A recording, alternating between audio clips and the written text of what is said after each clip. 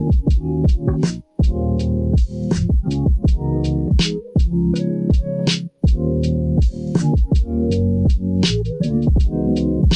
there, urban explorers, and welcome back to the Deep Dive. I'm Drew, And I'm Clark. ready to dive into another fascinating topic today, all about urban landscapes. Yeah, sounds good. I think they've got some really interesting research articles lined up. So, Clark, I was in Central Park this weekend, Oh, and yeah. it was so crowded, it was like a sea of sunbathers, I swear. Oh, It wow. was really tough to find a little patch of shade, but it got me thinking about green spaces in the city, Yeah. especially in a place like New York, how valuable they are, but how we need to make sure that they benefit everyone. Yeah, that's so true. It's like everyone craves that little piece of nature. And, Hmm. I mean, even with the best intentions, sometimes bringing more nature into the city can have some unintended consequences. Yeah, that's a great point. And that actually leads us perfectly to today's discourse, Okay. green gentrification. Mm. We're going to be exploring how efforts to make our neighborhoods greener can sometimes end up pushing out the very people who live there. Yeah, and we've got some good research articles today to help us unpack this whole idea. Absolutely. We've got three sources that we're going to be diving into, Yeah. looking at this issue from different angles, from kind of a global perspective Mm-hmm. to a closer look at what's happening here in Berlin. Okay. So I'm excited to dig in Yeah. and see what we find. Let's do it. All right, so our first research article kind of gives us this global perspective on green gentrification. And it's interesting because I think a bunch of people just assume that adding more trees and parks to a city is always a good thing. Right. But this research shows that it's not always that simple. Yeah, I mean, there's this huge push for urban greening all over the world right now, and it makes sense. I mean, as we deal with climate change, as we deal with the effects of that, Right. those ecosystem services, those benefits we get from nature, those become even more important. Absolutely. Having trees, clean our air, cool our streets, make cities more livable. Yeah, and it's interesting too because they point out that just the way we talk about urban greening can be kind of confusing. Yeah. We use all these different terms, urban forests, green spaces, nature-based solutions, green infrastructure. It's true. They all kind of relate to bringing more nature into the city, but the specifics can get a little murky. Yeah, I think for our purposes today, we can just think about it as any kind of intentional effort to introduce or enhance right. natural elements in urban areas. Yeah, exactly. And so this article really kind of digs into how those efforts to make cities greener sometimes clash with the need for social equity. Right. And a big part of that is this question of how those green spaces are distributed. Yeah. And unfortunately, the research found that in a lot of cities, low-income neighborhoods and community of color often have less access to parks and gardens and other green amenities. Yeah, that's a really important point, and that kind of uneven distribution can actually make existing inequalities even worse Right. when cities try to add more green space. Yeah, so the research focuses mainly on U.S. cities, places like New York City, Chicago, Los Angeles, Philadelphia, Okay. where a lot of this research is already happening on gentrification. Right. But it also looks at some shrinking cities like Detroit and St. Louis, Interesting. where they're actually trying to use greening initiatives to attract new residents and revitalize their neighborhoods. Yeah, but that's the thing. If you're not careful, those greening efforts can actually backfire. Right. Right? Instead of revitalizing a neighborhood for the people who already live there, they end up attracting wealthier newcomers, Yeah. which drives up property values and ultimately pushes out the longtime residents. Yeah, it's like they're trading one set of problems for another. Yeah, exactly. And it really makes you think about, the different motivations behind these projects. Mm-hmm. Are they truly meant to benefit everyone? Or are they just another tool for developers and city officials to kind of reshape neighborhoods according to their own vision? Right, yeah. And it's interesting because the researchers in this article didn't just, sit in their ivory towers and speculate about this. They actually went out and interviewed residents, activists, developers, policymakers Wow. to get a real feel for what was happening on the ground. So they were really in the thick of it. They also observed what was happening in these neighborhoods firsthand, and they even analyzed real estate trends to see how greening was impacting property values. So really taking this multifaceted approach to Yeah, exactly. understanding this issue. And they found that green gentrification is driven by this complex web of factors. It's not just about adding a park. Right. You've got real estate speculation happening where developers are buying up properties in anticipation of those rising values. Yeah. You've got public-private partnerships that can sometimes prioritize profit over community needs. And then you have this concept called the green rent gap. The green rent gap. Yeah, Okay. have you heard of this before? I haven't actually. Break that down for me. So basically, it refers to the difference in property values between greener neighborhoods and those that lack green space. Okay. And so that difference can incentivize developers to come in, invest in greening projects in areas that are right for gentrification, and then jack up the rents. Oh, wow. So it's like the self-fulfilling prophecy almost. Yeah, in a way, and that's where understanding the history and the social context of a neighborhood becomes super important. Yeah. You can't just drop a park into a community without considering its existing social fabric and the economic forces that are at play. It's all connected. Exactly. All right, so let's move on to our second research article. Okay. This one takes us to Berlin, Okay. a city that's known for its ambitious goal of providing each resident with at least 6 square meters of green space. Wow. That's pretty impressive. It's a pretty lofty goal, but the article highlights what they call the green space paradox. Okay. So basically, even when you're trying to do something as positive as increasing access to nature, you can inadvertently trigger those social and economic inequalities lead to gentrification. So even with the best intentions, it can kind of Yeah. go sideways. Exactly. Interesting. So to understand how this is playing out in Berlin, the researchers use a method called fuzzy set qualitative comparative analysis, or FSQCA. FSQCA. I know it's a mouthful. Yeah, I'm not going to lie. I kind of glazed over when I read that part. Yeah, me too. But think about it this way. Imagine you're baking a cake. You've got all these different ingredients, flour, sugar, eggs, Okay. and you want to figure out what combination of those ingredients will create the perfect cake. Okay, I like where this is going. So FSQCA is kind of like that, but instead of ingredients, we're looking at different factors that contribute to gentrification. Okay. So things like neighborhood centrality, pre-existing green space housing prices, demographics. Okay.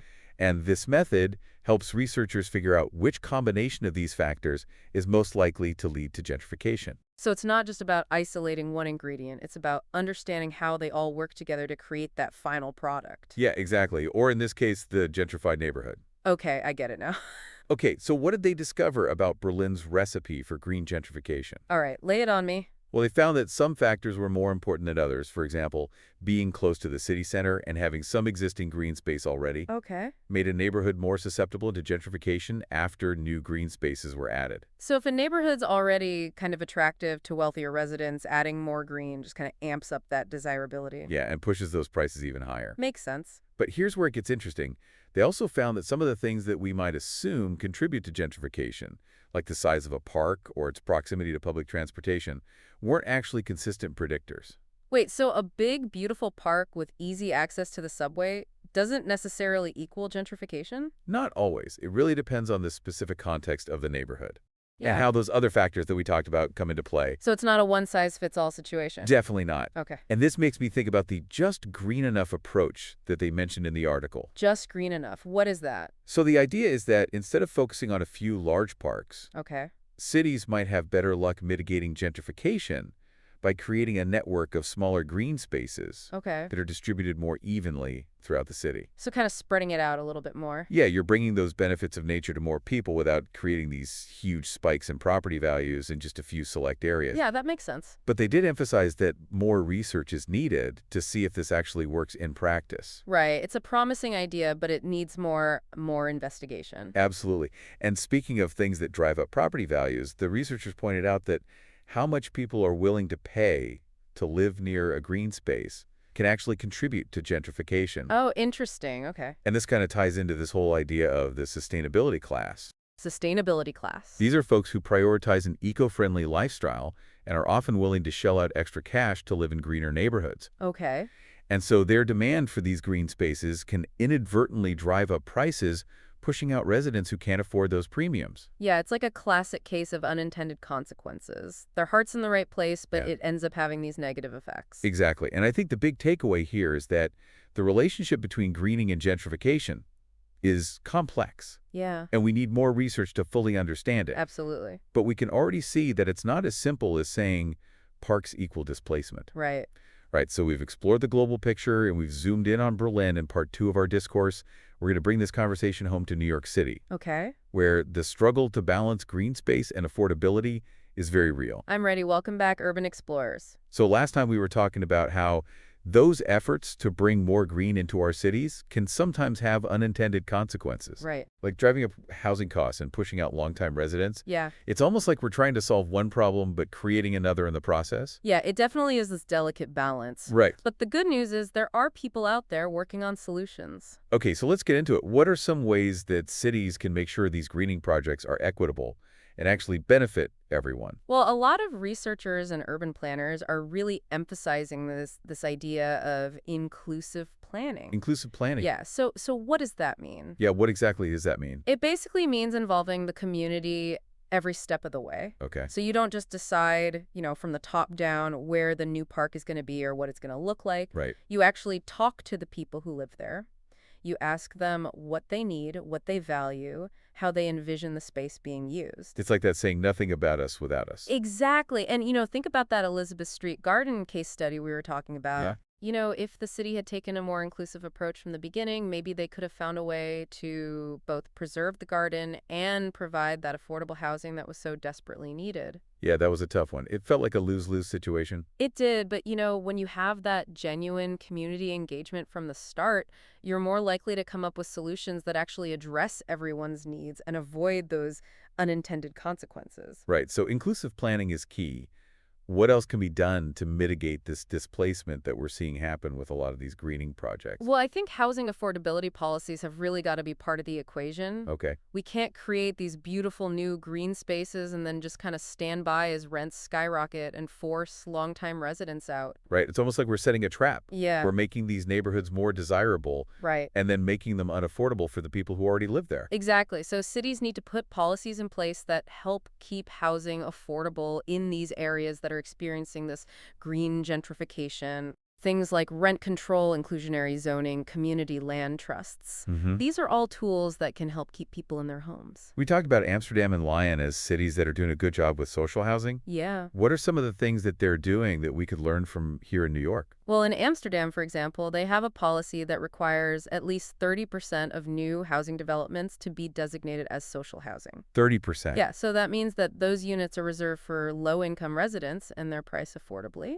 Okay. And this helps ensure that new development is actually benefiting a wider range of people, not just, those at the higher end of the income spectrum. That's a pretty significant chunk, 30%. It is, but it's really helped them maintain a more balanced and diverse housing market. Okay. And we see similar things in other European cities like Vienna and Berlin that also have these strong social housing programs that have been pretty successful in preventing that kind of large-scale displacement. I think it's also important to remember that equitable access to green space isn't just about those big fancy parks. Right. What about those smaller interventions? Yeah. Like pocket parks, community gardens, street trees? Absolutely. Those smaller scale greening efforts can make a huge difference in the livability of a neighborhood, and they're often more accessible to lower income residents. Right. And they can also be more easily integrated into existing communities without causing, those major disruptions. I'm thinking about all those community gardens that have popped up in vacant lots across New York City. Yeah. They're not just providing fresh food. They're also creating those social connections and fostering a sense of ownership and pride in the neighborhood. I love those community-led initiatives. They're so valuable because they show us that greening doesn't have to be this top-down process imposed by the city. Right. It can actually grow organically from the community itself. So we've got inclusive planning, we've got housing affordability policies, and we've got this idea of equitable access to green space at all scales. Are there any other kind of big ideas out there for tackling green gentrification? Well, some researchers are looking at how greening initiatives can actually be used to create economic opportunities for existing residents. Oh, interesting. So instead of just driving up property values, Right. which mostly benefits developers and wealthier newcomers, you're finding ways to make sure that people who already live in the neighborhood can actually benefit economically from these greening efforts. Exactly. For example, some cities are providing job training in green industries like urban farming or green infrastructure maintenance, Okay. specifically for residents of those gentrifying neighborhoods. I love that. Yeah, and this gives them valuable skills that can lead to better jobs and, a more secure future. It's about empowering people, not just beautifying the neighborhood. Right, and some cities are also exploring ways to support local green businesses. Okay. So think about those community gardens again. Yeah. They can sell their produce at local farmers markets. Right. Creating a source of income for the people who are actually tending the gardens. It's like a triple win. You get the environmental benefits, you get the social benefits, and you get the economic benefits, all while preventing displacement. That's what I call sustainable development. That's it, yeah. But we should also acknowledge that there's no magic bullet for green gentrification. Right. What works in one city or even one neighborhood might not work in another. Of course. Every place has its own unique context, its own history, its own set of challenges. So it's about being flexible, being responsive, and understanding the nuances of each situation. Exactly, and that's why research and data analysis are so important. Right. The more we understand about the complexities of this issue, the better equipped we'll be to come up with those effective and equitable solutions. Well said. It sounds like there's a lot of work to be done, but I'm feeling a bit more optimistic now. Me too. It seems like people are starting to recognize the potential pitfalls of these well-intentioned greening initiatives, Yeah. and they're actively searching for ways to make them more equitable and inclusive. I think the key is to keep the conversation going, keep pushing for that inclusive planning, and never lose sight of that ultimate goal of creating cities that are both green and just. Okay, Urban Explorers, that wraps up part 2 of our exploration of green gentrification. We've talked about some of the challenges, but also some of those exciting solutions that are emerging from research and practice. Right. In part 3, we'll shift our focus to you, our listeners. What can you do to make a difference in your own cities and ensure that greening benefits everyone? Stay tuned. We'll be right back. All right, Urban Explorers, we're back for the final part of our discourse on green gentrification. We've covered a lot of ground so far. Yeah, from global trends to local case studies and some potential solutions. But now Yeah. I want to turn the focus to you, our listeners. What can you do to make a difference in your own cities? Yeah. It's easy to feel kind of overwhelmed by these big issues like green gentrification. Mm-hmm. But I think it's important to remember that change starts at the local level. Absolutely. Even small actions can have that ripple effect. So let's brainstorm some practical steps that our listeners can take. First off, knowledge is power, right? It is. So what can we do to stay informed about this issue? Yeah, I mean, the more you understand about green gentrification, the better equipped you'll be to advocate for equitable solutions in your own city. Okay. So read articles, listen to podcasts like ours, Right. attend community meetings, follow local organizations that are working on these issues of urban planning and environmental justice. Don't be afraid to ask questions. Exactly. Reach out to your elected officials, city planners, community leaders. Make sure they're aware of the potential consequences of green gentrification and that they're taking steps to prevent displacement. Sometimes just bringing it to their attention can make a huge difference. Yeah. They might not even be aware of the issue, or they might be thinking about it in a very narrow way without considering those social equity implications. Right, so stay informed and make your voice heard. What else can our listeners do to get involved? Well, cities often have public hearings and community board meetings where residents can provide input on proposed development projects. Right. So this is your chance to show up and make sure that equity and affordability are being considered alongside environmental sustainability. And remember those interviews and observations that we talked about in that first research article? Yeah. You can actually be a part of that research process by sharing your own experiences and insights about greening in your neighborhood. Your perspective matters. Absolutely. And don't underestimate the power of community organizing, joining or starting a local group Yes. focused on environmental justice or affordable housing can really amplify your impact. Yeah, those groups can be incredibly effective at mobilizing residents, putting pressure on decision makers, advocating for policies that actually protect vulnerable communities. And they can also provide support and information for residents who are directly impacted by green gentrification, Yeah. helping them understand their rights, navigate those complex city processes, and connect with resources. So we've got staying informed, getting involved in planning processes, and joining forces with local organizations. What about those smaller scale greening initiatives that we talked about? Yeah. Those seem like a great way to kind of bring the benefits of nature to more people without triggering those big spikes in property values. Absolutely. Volunteering at a community garden, planting trees on your block, or even just advocating for more street trees in your neighborhood can make a real difference. It's about bringing those benefits of greening to everyone, not just concentrating them in a few wealthy neighborhoods. Exactly. And don't forget about the power of your own consumer choices, you know? Right. Support those local green businesses that are committed to sustainability and social responsibility. Your dollars can make a difference. I love all these ideas. It's inspiring to think about all the different ways our listeners can take action. It's easy to feel powerless when we're faced with these big urban challenges, but remember, cities are constantly evolving and they're shaped by the people who live in them. Right. Your voice matters, your actions matter.